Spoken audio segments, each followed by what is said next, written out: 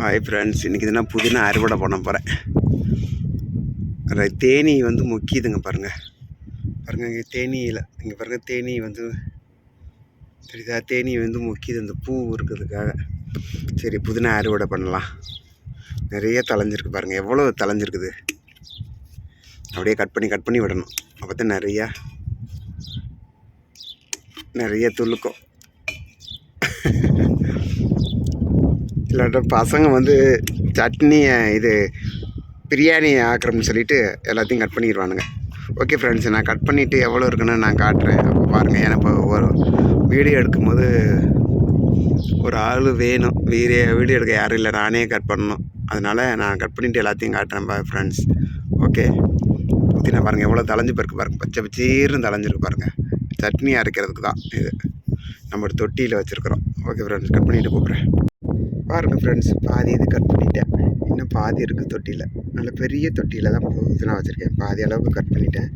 இன்னும் பாதி அளவுக்கு இருக்குது. அதையும் கட் பண்ணிவிட்டு ஃபுல்லாக காட்டுறத பாருங்கள். இதை கட் பண்ணிட்டேன். இன்னும் பாதி அளவுக்கு ஃபுல்லாக கட் பண்ணுறேன். கட் பண்ணிவிட்டு நான் உங்களுக்கு எல்லாத்தையும் காட்டுறேன். சரி வாங்க. இது பாருங்கள், நித்திய கல்யாணி பூத்துருக்கு பாருங்கள். ஒரே ஒரு செடி நட்டு வச்சேன். அதுக்குள்ளே இங்கெல்லாம் பாருங்கள் சுத்தமாக வெட்டிட்டேன். இந்த மோர் தெளிச்சேன் பாருங்கள், மோர் கரைசல் கொடுத்தேன். அதனால நல்லா தெளிஞ்சு வந்துருக்குது நம்ம புதினா. ஓகே ஃப்ரெண்ட்ஸ், இவ்வளோ புதினா பறிச்சாச்சு பாருங்கள். இவ்வளோ புதினா பறிச்சாச்சு. இந்த அங்கேயும் புதினா நட்டு வச்சுருக்கேன் எங்கள் கம்பெனிக்குள்ளே. இது வந்து எங்கள் கேஸ் டேங்கு கம்பெனிக்கு நாங்கள் சமைக்கிறதுக்கு கேஸ் டேங்கு இங்கே இருக்குது பாருங்கள். பேர் கூட போட்டிருக்காங்க பாருங்கள். கேஸ் டேங்க் 3 டேங்க் இருக்குது. இதில் தான் எங்களுக்கு கேஸ் சமைக்கிறதுக்கு வரும்.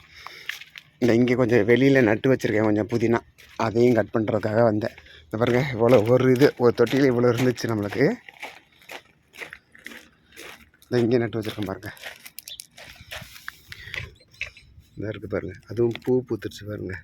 புதினா பாருங்கள், முட்டை வந்து பூ வந்துடுச்சு. அதையும் கட் பண்ணிக்கிறணும்.